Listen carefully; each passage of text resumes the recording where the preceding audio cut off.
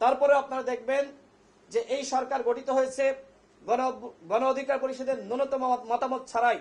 ৭১-এর পরে যেমনি ভাবে আওয়ামী লীগ এবং শেখ মুজিব স্বাধীনতাকে দখল করেছিল, মুক্তিযুদ্ধকে দখল করেছে, ঠিক একইভাবে আমরা দেখতে পাচ্ছি ২৪-এর পরেও একটি গোষ্ঠী এবং একটি পক্ষ তারা এই গণ অভ্যুত্থানকে দখল করেছে।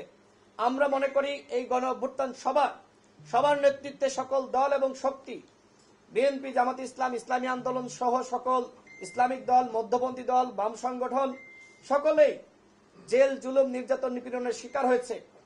আমরা রাজনৈতিক শক্তি বা দল আমরা দীর্ঘ ১৫-১৬ বছর ধরে লড়াই চালিয়েছি। একটা দেওয়াল কিন্তু একদিনে ধাক্কা দিলে সেই দেওয়াল পড়ে যায় না। আমরা সবাই মিলে সেই দেওয়াল ধাক্কা দিয়েছি। আমরা ৯০ জন মিলে, পরবর্তীতে ছাত্র নেতৃবৃন্দ এসে তারা কিন্তু ধাক্কা দিয়ে পুরোটা ফেলিয়ে দিয়েছে। তাদেরকেও আমরা সাধুবাদ জানাই। কিন্তু যারা এতদিন ওই ময়দানটা তৈরি করলো, যারা গণ অভ্যুত্থানের প্রেক্ষাপট তৈরি করলো, তাদেরকে বাদ দিয়ে যদি আপনি সরকার গঠন করেন তাহলে তো সেটি কোনোভাবেই গ্রহণযোগ্য হয় না। কিন্তু যে সরকার গঠিত হয়েছে সেটা একটি একপাক্ষিক সরকার। এই কারণে আমরা আগেও বলেছি, এখনো বলছি, সবসময় বলবো, আমাদের দাবি ছিল যেহেতু একটি জাতীয় সরকার গঠন করা, যেহেতু আপনারা জাতীয় সরকার গঠন করেননি, একটি একপাক্ষিক সরকার গঠন করেছেন এবং বিগত প্রায় ৬ মাস অতিবাহিত হলেও এখনো পর্যন্ত রাষ্ট্র সংস্কারের কোন নমুনা আমরা লক্ষ্য করছি না।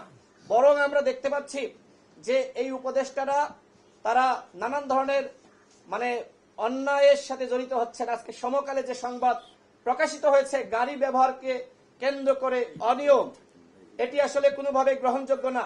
রাষ্ট্র সংস্কারের নমুনা আগে যারা উপদেষ্টা রয়েছে তাদেরকে দেখাতে হবে।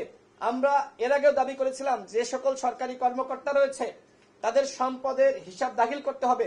যেহেতু প্রায় ৬ মাস অতিবাহিত হয়েছে, আমরা দাবি করছি যে প্রত্যেক উপদেষ্টা এবং উপদেষ্টাদের পিএস, এপিএস এবং পিআর সহ যে সকল কর্মকর্তারা রয়েছে এবং সচিব, তাদের সম্পদের হিসাব জনগণের সামনে দাখিল করতে হবে।